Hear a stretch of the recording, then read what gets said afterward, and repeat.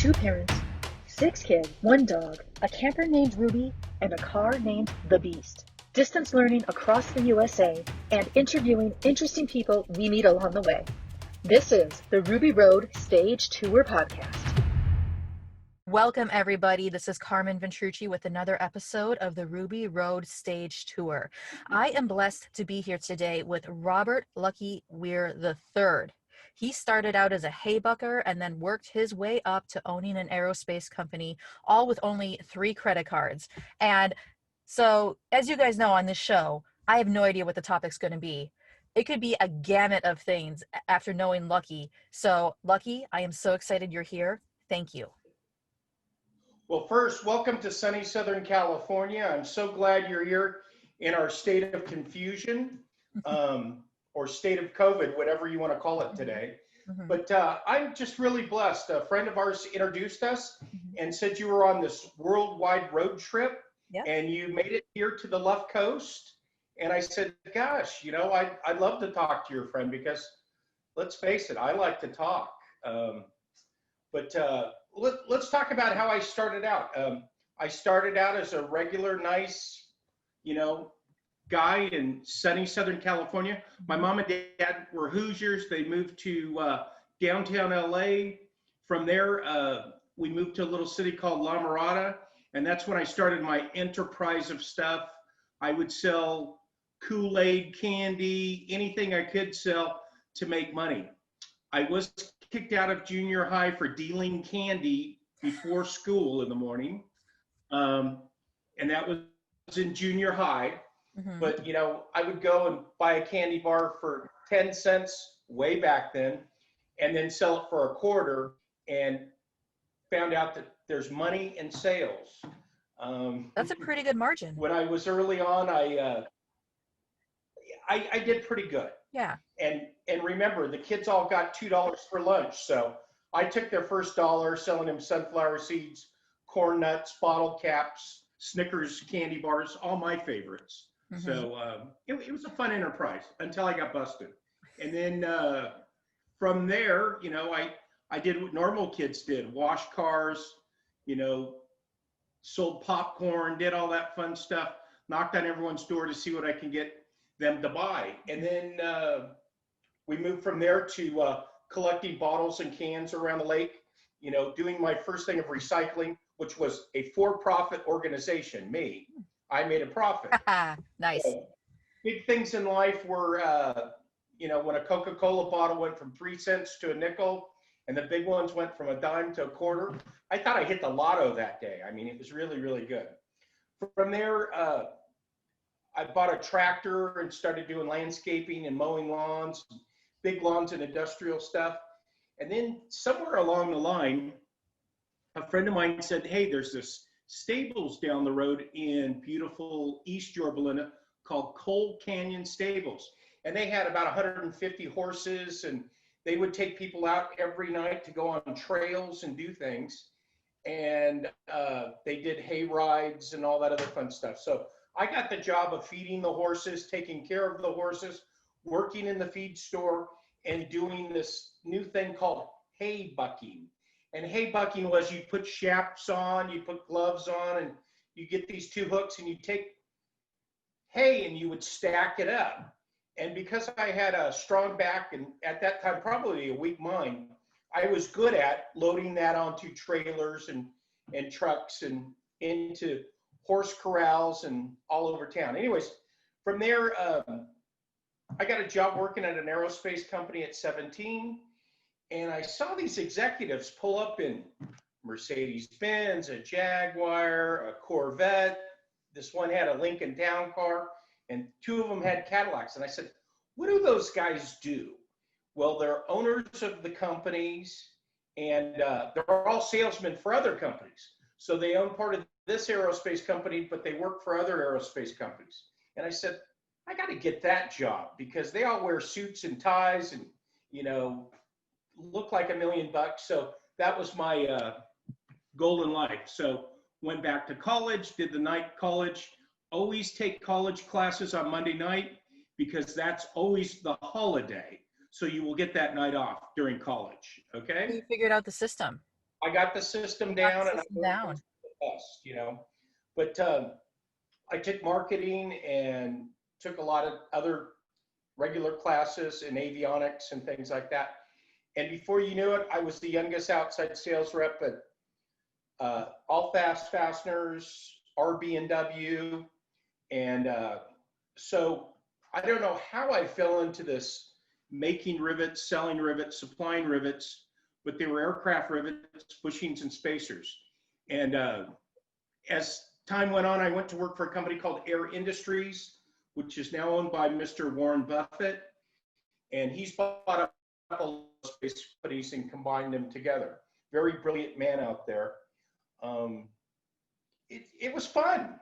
It was fun. I mean, you know, 21 years old and you're going to Boeing, Douglas, Lockheed, Roar Industries, L3, McDonnell Douglas helicopter, Hughes helicopters, all these companies, and you're talking to aerospace executives, you're talking to aerospace engineers, and they had a problem. So I figured out how to solve their problem.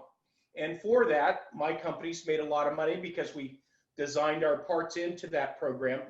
And let's just take an airplane like the Boeing 707. They turned that into a gas station in the sky and called it the KC-135. Well, today we still supply parts to the KC-135 because they pull it apart, they x-ray it, they rebuild it back at Tinker Air Force Base and other Air Force bases. And once they pull those rivets off, they need new rivets, they need new hylocks, they need new screws, new bolts. And when they have what they call corrosion, they have to cut that out and fix it and replace it. Kind of like a car in the Midwest that gets eaten up by salt, but instead of totaling it, they go back and fix it up. And they keep flying these aircraft, you know, it's unbelievable that KC-135 is still flying.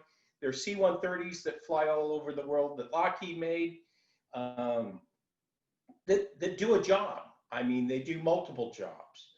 So I got really stuck on the aerospace military side, which was great. Teamed up with Lockheed, saved them a lot of money, a lot of time, figuring out and solving problems. And that was good for me. And it was great for the companies I worked for because they showed a big profit. So I worked for a couple Fortune 500 companies. One was AAR, the first name on the New York Stock Exchange. And I got this reputation as being a fastener expert. So I tell everyone I'm a professional screw salesman. I got big ones, little ones, short ones, fat ones, white ones, and they come in every color. And today only we're going to throw in a bag of nuts with every order you buy. I love it. Yeah. And I love it. what I would do is I would go in and people would say, we need a -23. And of course, when you're a manufacturer, well, there are no -23. We'll have to make them for you, and they cost $10,000, and it's going to take you 20 weeks to get this part. So they would place an order, and we would go and manufacture these at the manufacturer. When I flipped over and got into distribution, I said, hey, you want a -23? Well, guess what I've got in stock? A -24. Let's put a washer underneath it and make it work. So with that, we solved a lot of engineering problems, cost problems, reduced a lot of time.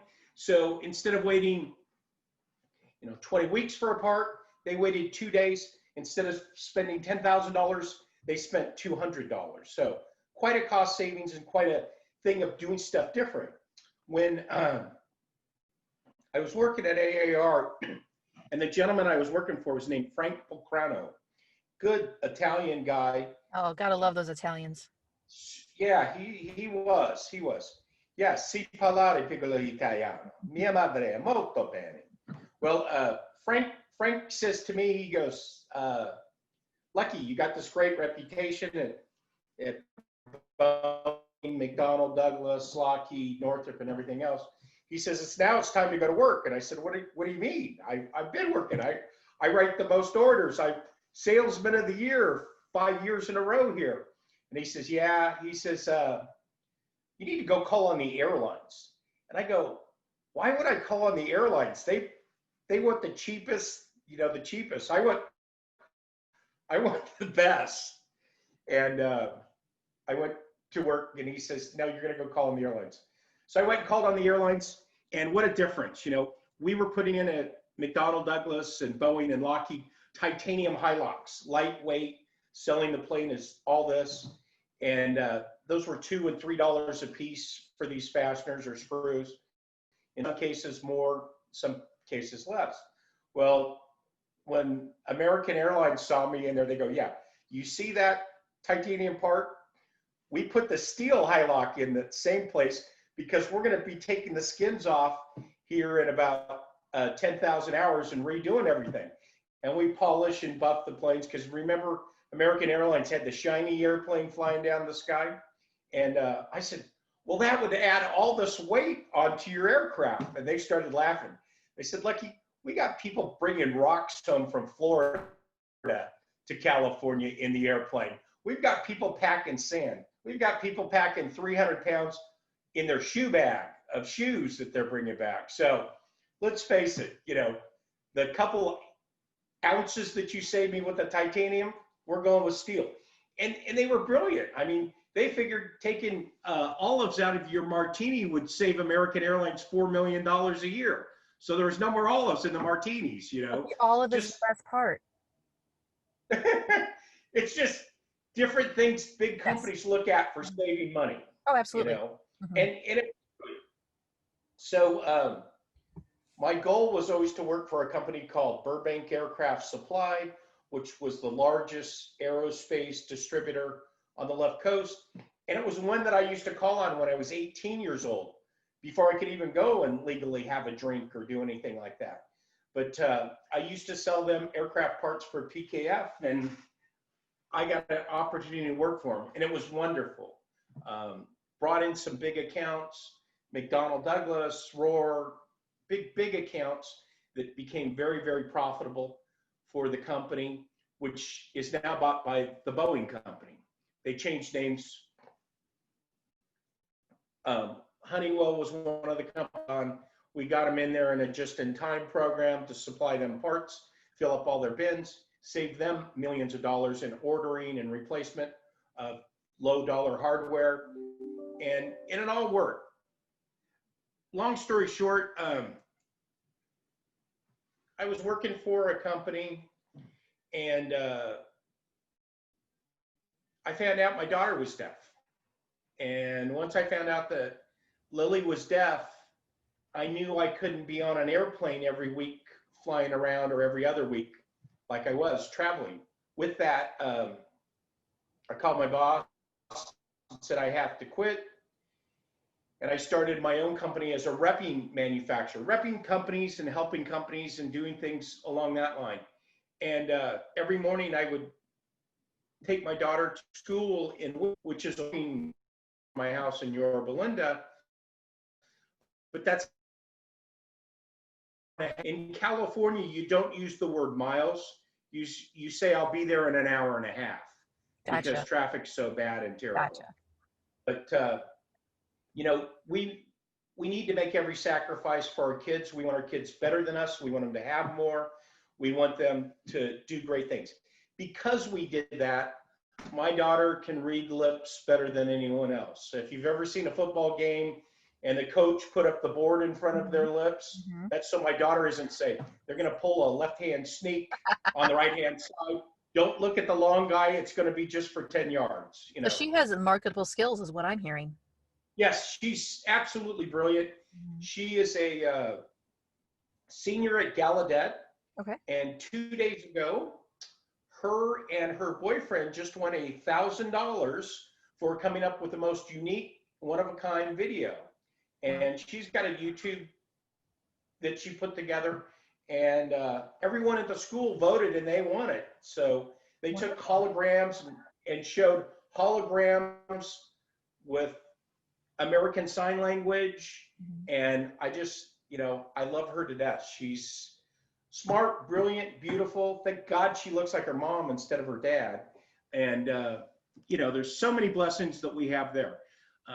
We get to see her in 6 more days. Okay. And after 7 months, she's been hanging out on the right coast in Massachusetts on a 20-acre ranch, farm, whatever you want to call it, rural living, versus coming back here to pandemic California, where we lock the beaches because of governor nonsense, who doesn't want us walking outside and breathing clean, fresh air. Anyways, that's enough of my political statements for today. Well, your daughter sounds with, lovely. I can tell she is loved. So congratulations. Thank you so much. Yeah. So Lucky, let me ask you a question. You're one of those people that have stories that could go for days. I can just tell. One common theme I'm hearing, though, is that you have a very unique approach to problem solving. Yes. You see something and you don't see it as an obstacle. You see it. Do you see it as a game and you want to figure it out? Or how do you take it when you're faced with a challenge? How do you approach it? First, my glass is always full. Mm-hmm. Half of it may be air, but the other half's water. So I've got something in my glass. Awesome. And that's how we have to look at it. Mm-hmm. What is the problem? How do we fix it? How much of an emergency it is, rating it 1 through 10. Right. And what can we do? There's this old saying, when you're on the farm and or on the ranch, whatever you want to call it, there's nothing that duct tape, baling wire, and bubble gum can't fix. So using common sense, Mm-hmm. we go in and we look at how do we solve the problem. And you have to list out the problem and look at it. And for me, it is a game. In aerospace parts, the parts I chase, some are 30, some are 60 weeks to get them manufactured because there's so many operations. There's getting in line, there's ordering the raw material, Right. There's inspecting this part 85 times. And then you pray that after 85 times of you checking it, everything's perfect and right. And what I try and do is go in and see how can I get that faster, or how can I give you another option. And it makes for a great thing. When I started my company as a manufacturer rep, I would go out to all these companies and get them different parts and say, this order you're going to place with this machine shop, this one with this fastener company, Heartland, and with this guy that makes nuts, Esna, and so on. And I was repping about 6 different companies. And I went into Lockheed and sat down with the manager at Lockheed, and he says, we've got these problems for these C-130s and P-3s we can't get parts from. And I saw the problem. I went out and said, give me the list and let me go find the parts. So he gave me 350 items that were on shortage that they didn't have, so the mechanics could put the aircraft together. Well, I found him 290 of those parts. And then the other 60, I make suggestions. We talk to engineers. Hey, you can get this, but this is how long it's going to take. Or we could use this. What about, hey, what if we put in this? You're asking for a steel halock. I've got titanium ones on the shelf that we can get to you that's stronger, won't rust, won't corrode. In fact, that's your problem you're having. We worked with Hill Air Force Base on the A-10 wing. Lockheed was one of the people putting in their request, and McDonnell Douglas was, and Boeing and Northrop and Grumman all were bidding on this contract. And the A-10 is the warthog. It's the one that is what they call the tank buster. And amazing plane built by Grumman on the right coast there. And we went in and I said, well, your problem is corrosion because you're in these atmospheres where there's salt and you're in the desert and it rains and they're going up. And so all the steel in there gets what they call hydrogen embrittlement and breaks and the heads pop off. So you need to replace them. What if we put an Inconel, which will last, it's stronger and everything else? The engineer said, God, that would work great, or stainless steel. So those were the problems I solved. So in my company, we started out as Aerospace International Reps, which was me and my partner. And she was the one with the money and kept hold of the money. I was the one with the wild ideas and the salesman mentality and everything else. Absolutely brilliant, Mensa member, smart attorney. I got an attorney for free to read all the contracts. And there are 27 pages of legal crap on there. And she would say, no, no, no, yes. And we'd negotiate back and forth with these companies. Long story short, we got a reputation. I would go in and see a buyer or a procurement manager, and I said, hey, give me the list of the problem parts you can't buy. And these people were rated on how fast they placed orders. So the A, B, C items were, you know, all the big companies were fighting over those. So low margins, high volume, and everything else. I said, give me the D, E, F. Damn it, find it, expedite it. And that's where I got my reputation as the go-to guys. And our company, AIReps, at that time was considered the go-to guys because they said, well, this is the crap that the big companies don't want, or we're 30 to 40 weeks out on it. I said, let me see what we can do. Let me see what we can find. And again, doing the same thing, making suggestions. Hey, can you tell the engineer we don't have steel, but we've got stainless steel, and they should be able to substitute that? Well, hell yeah, they can. It's a better material, it lasts longer, and it won't corrode. So that's the mindset we went on. The other mindset we went on was we'd go into factories and say, I know it's 20 weeks. What if we paid you $2,000 an expedite fee and you push me to the front of the line and we push this thing through a little bit faster? Well, we went from 20 weeks down to 6 weeks, you know, and some wasn't $2,000, some was $10,000 to get it in 4 weeks. So typically the faster you got it, the more you paid. And we take that, divide it into the part and say, I know this is more expensive, but you can have it in 4 weeks or 20 weeks. What do you want to do? Mm-hmm. And they can make the decision, and we did that. Again, solving my customer's problem, getting the DEF parts off their desk, and being a hero for the day. So, you know, those were the things that really made us shine and everything else. And at 54, I retired from AIReps and took a sabbatical. I went fishing and golfing and walking, and I was bored to death because I was used to working 14, 16 hours a day at the office and solving problems and doing all this stuff. So a friend of mine from Honeywell called and says, hey, we've got this job and it's part-time, you know, you're gonna, you know, it's really convenient with your experience to go in and expedite these parts at the factory. Well, the big companies, Boeing and Lockheed, says, we've got this great idea, manufacturers. We're going to make you do stuff just in time. We can only make 50 airplanes, so we want you to run 50 parts. So if you can imagine, again, there's 30 operations this has to go through. That's 30 times they set up a machine. That's 30 times they pay for heat treat, penetrant inspection, chem film, chrome plating, all these things. So they got bought on this idea of just in time. I became just in case, okay? Just in case they don't have it, I've got it. They're not cheap, but they're here. Yeah. And I would go into a factory and say, God, this is great. You've come in with this lean management and just in time program and everything else. What if we ran 3 months worth or 4 months worth? Now you only have to run that part 3 times a year. You're guaranteed to sell it. And I want to show you something. Your profit margin goes from 22% gross profit margin to 42% because now you're not paying all those late lot fees. You're not paying all this overtime to guys resetting up the machine. In fact, the guys running the machine are happy. Instead of running 50 parts, they're running 150 parts and so on.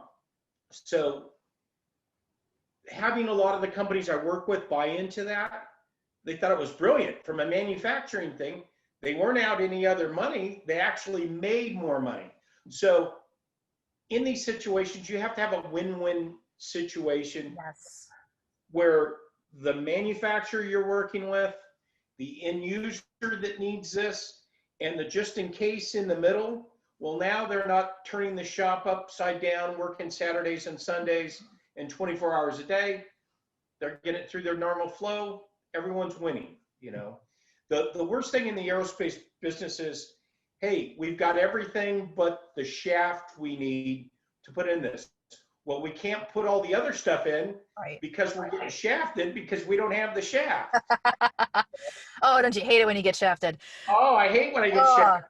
Or I used to use the phrase, we are totally screwed because we don't have any screws. exactly. Yeah. Exactly. But if we use this screw, we can get by and put in a better screw and no one gets screwed. I mean, it's a good way for everyone, you know, win, win, So, win, win. I love hearing your stories because there's a couple things that are abundantly clear that people forget. Number one, no excuses. Right? Yes, things happen. There's usually a workaround that'll do just as fine. Number two, not everything is an emergency. Right? Like this morning, just to give you, like, my daughter's like, Mommy, I'm in my class and I want some water. I go, so? She said, will you get it for me? Like, no. You can get up, and if you really need it, you can go get it. It's right there. You know, so to her, it was an emergency that she needed water.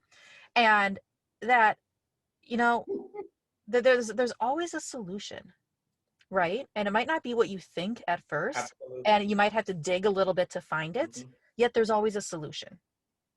And so I just love hearing those stories. And by the way, I'm a former Lean Six Sigma black belt, so I could talk about this stuff that you're talking about all day. I won't. I'll spare you that right now.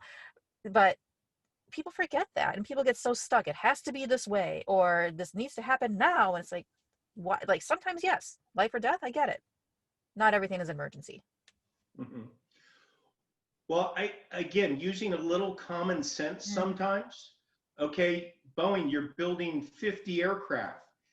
How are you in an emergency for 150 of these pieces that you need? Don't you need 50 to get the plane out this month? So if I got you 75, half of the 150, wouldn't that just solve all world problems? And one of the things you hit on, there are paper shortages. Honeywell has a computer figuring out 24 hours a day what their usage is. And so at 7 o'clock in the morning, their usage is one thing. At 12 o'clock, it's another. And come 3 o'clock, the sky's falling, Chicken Little, we need an emergency phone call. And at 6 p.m., they figured out, oh, they were in the other warehouse and they could borrow some that they've had on the shelf for 2 months. Right. So it's exactly what you said. People screaming, help, help, help, when they really don't need help. They need to look and see. Right. Right. And that's what we would do. We would go and say, hey, Mr. Manufacturer, who did you sell your last batch to? Oh, we sold it to Burbank Aircraft Supply. We sold it to Wesco Aircraft. Great. Hey, Wesco, do you have any more of these left? Well, we only have 13. Do you want them? Absolutely. Yeah. Yeah. We'd go and buy from 5 different distributors that may have those parts in stock and sitting on their shelf with no orders against them and solve our customer's problem.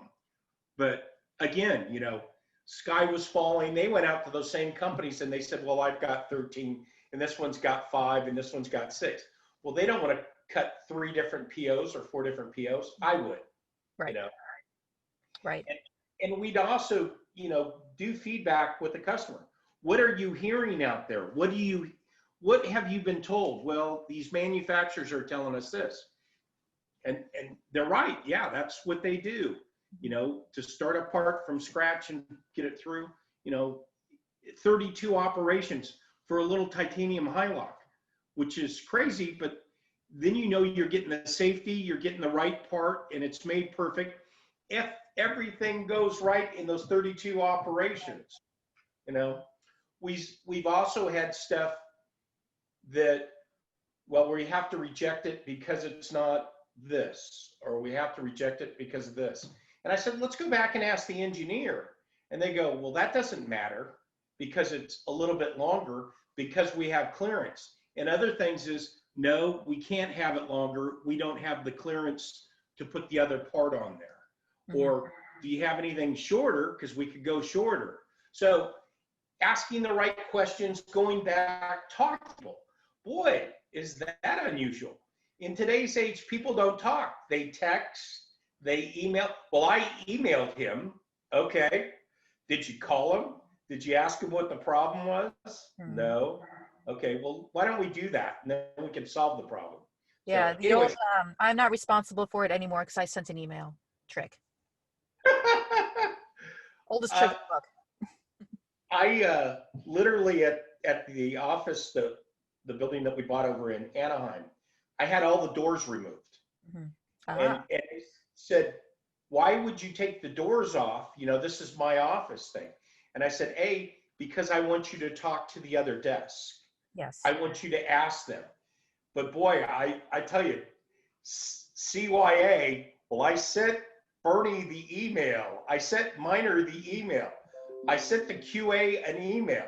Yeah. Well, the QA's out inspecting parts, bidding parts, and talking to people on the phone.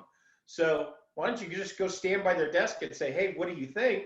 And they can give you their opinion instead of writing out a 30-minute email. Right. You know, so if it wasn't for talk text, I probably wouldn't text at all because look at the thumbs.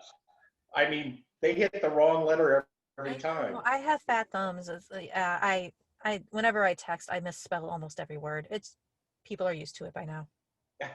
Exactly. I say best of luck, and it may come out as best of. Yes, a lot of different options there. So, Yeah. all right. So, Lucky, you are part-time now. What do you do for fun? Well, I love to fish. Okay. I like to hike. I am a gardener aficionado. Wonderful. My morning soup that I make, because I cook like a rock star, has from my garden, broccoli, rosemary, basil. It's got red peppers, green peppers, zucchini, squash. And from the grocery store, it has cabbage and it has onion. And I just can't get onion to grow out here in this bad soil. This sounds wonderful. It is, and it's healthy. Yes. My nutritionist the other day had recommended that my plate look like half vegetables, a third protein, Okay. and a third of starch. Well, mine look like carbs with meat and sugars, you know, dessert. And if I could put it on a cracker, wrap it in a tortilla. Put it on more carbs. Your plate would be carbs.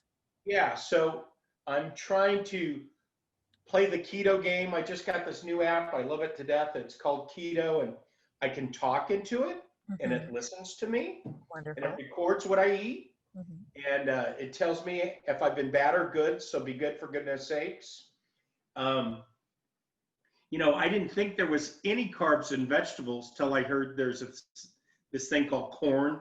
Yes. You know, yeah. Yes. And I love corn, by the way, because it's carby. Yes. I love pasta. I love rices. Again, tortilla, bread, you know, it's all good for me.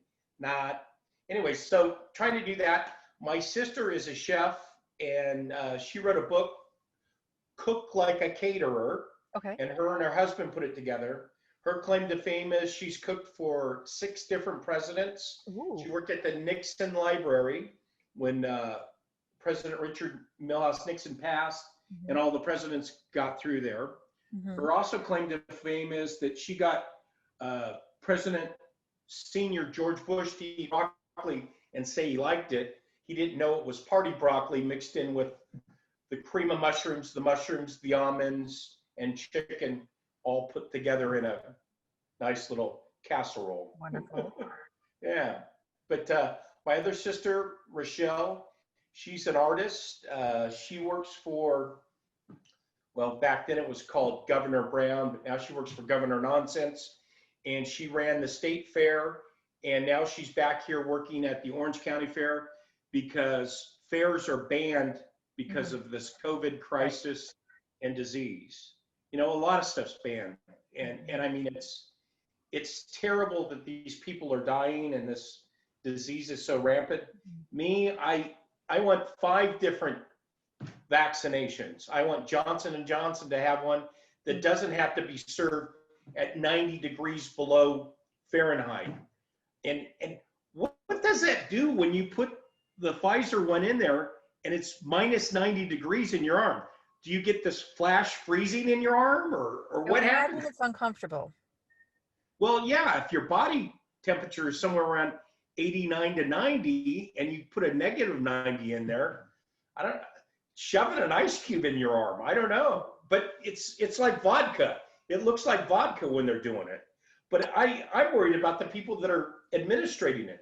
What do? You know, we sold airplane rivets that had to be packed in dry ice because once they got into the air, they automatically expanded. So they wanted them to not expand. And it was funny. The dry ice cost more than the damn aircraft rivets cost when we were shipping them. Yeah, of course. And so, you know, there's just different things out there. But I am very grateful that there's, you know, 6 really good companies out there trying to find something for this. I applaud the drug guys that are trying to get this pushed through, because I know normally they want 25 years to check on it to make sure that it works. And we don't have 20 years. No, we don't. We don't have 20 days, you know. Put me in line, I'll take it. I'm just not a frontline guy. Right now, like you said, I'm working part-time, but my job was to go in and see customers, see subcontractors, help them, work with them to see if we could solve problems. And now no one wants you in their building, office, anything. So we just zoom down the highway like we're doing here. And it's a little Hollywood. So, you know, instead of picking up the phone or just sending an email, now we actually see people and talk and get 25 people on. I used to be on a conference call every morning with Honeywell. And literally we had people from around the world on that phone call, from Europe, from the East Coast, from Arizona. We had people from Singapore that were on this phone call. And I go, don't these people ever sleep? Because it was 5 a.m. or 6 a.m. when I'd get on the darn thing. And I'd go for an hour and they'd scream and holler. And I said, what if?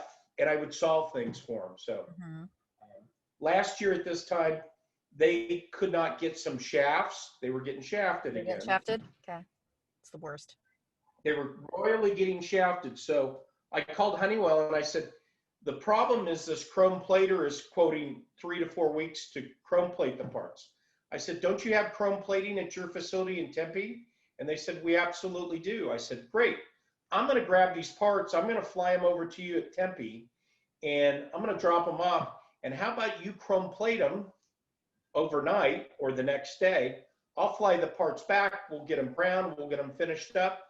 And literally they sent over their manager and she picked them up at the San Diego airport and we exchanged parts. But it was Santa Claus delivering the shaft to Tempe. We cut 3 weeks out of the delivery that would have stopped the line at Honeywell. See, but that's the creative problem solving we were talking about earlier. There's a solution. You just need to pause and think about it for a moment or talk to somebody about it. When you make the decisions in the vacuum, you get nowhere. You hit the wall there right on. Put it on the wall. What is the problem? Where is it? And how do we solve this? But you have to pause. Most people don't think. They go, 3 weeks. They all start screaming and throwing stuff at each other. Well, wait a minute. What do we do to get the 3 weeks out of there and do this? Can you guys do this in-house? Yeah, we can. So anyways, any questions you have for me, or if I gone over time? I forgot. No, you are fine. So Lucky, I want you to explain, how did you get the name Lucky? Well, there's several times in my career, but let's give you the whole story. Okay. My mother, Mhm. dad was a Bob. Bob. Gotcha. Yeah. Her brother was a Bob. Mm-hmm. He had Bobby. Okay. Bobby had Bobby. Okay. Bobby. Okay. Okay. That's just my mom's side right Mhm. there. Then her sister married a Bob, Okay. a pastor Bob from South Carolina, Mm-hmm. and he had a Bob who had a Bobby. Okay. My grandfather on my father's side is Robert Bob Weir, Mm-hmm. who made Bob Wire at Mid-States Wire and Steel, who Perfect. became the president of Mid-States Wire and Steel. I said, God, that's such a great name. Bob Weir makes Bob Wire. I love It's that. perfect. You can't make that up. Yeah, I couldn't. And then my father named all of his kids RLW. Okay. So there's Robert Lucky Weir the third. There's Renee Lynette Weir the first, and Rochelle Louise Weir the first. So that stopped. My wife was not going to have another RLW, but we got Lily Jacqueline Weir the first, and she's, like I said, brilliant. So there was a lot of Bobs in there, and when you'd say Bob at a family function, 15 heads would turn because they all had friends that were called Bob, Rob, Robbie, Robert. At age 17, I was on a motorcycle going to La Mirada to go see a friend. I put on my gloves, I put on my helmet, I put on my big jacket and my heavy duty jeans. But instead of putting my motorcycle boots on, I put my tennis shoes on because it was a date. And, you know, I had to have my Vans tennis shoes on, surfer tennis shoes. On the way over there, I was hit by a car that decided to turn left into me. And I went into St. Jude Hospital. And as I went into the hospital, the first doctor says, hey, we need to amputate the leg. The foot's beyond repair. The second doctor says, I can't make that decision. And the third doctor, McFarland from USC, says, hey, let's put it back together. And if it dies, we can cut it off next week. How about that? And I was thankful that he tried. Mm-hmm. And this is going above and beyond and saying this has never been done. He was written up in every magazine in the world. I spent Thanksgiving, Christmas, and New Year's in St. Jude for like 70 some odd days. Okay. And I still got my foot because of that doctor, because Wow. he thought outside of the box. Right. There was other times I was on a rope swing at 16 and I flew off about 60 feet and landed in a ditch. All my friends took off because they knew I was dead, and they didn't want to be there to say, well, yeah, you told us not to go on the rope swing, that we'll kill ourselves. And I got up and walked away from that. Just Wow. a little concussion, but that's okay. I'm brain dead on a lot of things. Well, clearly you are lucky and you are blessed. Yes. And growing up, I worked in the aerospace business and I got to travel all over the US, you know, flying all over, wearing suits and ties and looking like $1 million. And I had a house in Yorba Linda and I rented out rooms to different people that were going to Cal State Fullerton, where I went. And I ended up living with 4 guys, and guys are slobs and pigs, and you can't have guys live with you. Guys borrow your clothes, they eat your food, they drink your beer. They have no morals or what do you want to call it? Guides to follow, because they're guys. So I got 4 girls. The house looks amazing. They pay less rent. They've got their own rooms and they do their own things, and it worked out great. So when my buddies would come to town, they go, where are your roommates? You know, because I was very fortunate. They were very nice and professional, and college kids or professionals doing different jobs. You know, when you go to college, you work 6 jobs. So typically each one of those girls had 3 to 6 jobs that they worked. Mm-hmm. And so my one buddy says, you are the luckiest guy I've ever seen in my life. We're going up to his wedding at Lake George. My buddy Jeff Aptwork says, jump on this plane. I said, I'm not getting on the plane. Look at the mechanics. They're working on the landing gear. There's something wrong with that plane. I got a bad feeling about it. We're not getting on that plane. Let's just drive, Jeff.